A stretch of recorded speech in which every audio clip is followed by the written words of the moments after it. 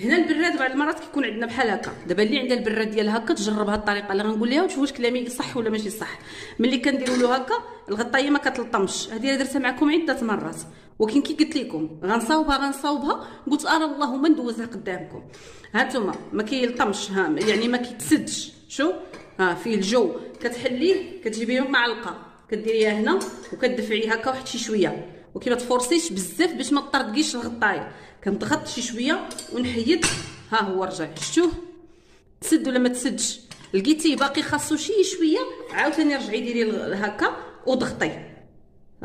الضغطي ديري هكا غادي يرجع يتسد وما كيبقاش داك القضيه ديال البراد. ها هو محطوط وفمو داير بحال هكا يعني مبسم.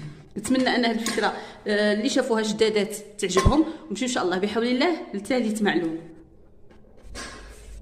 المعلومه الثالثه كان جاتني سؤال وقلت غادي نقولها لكم.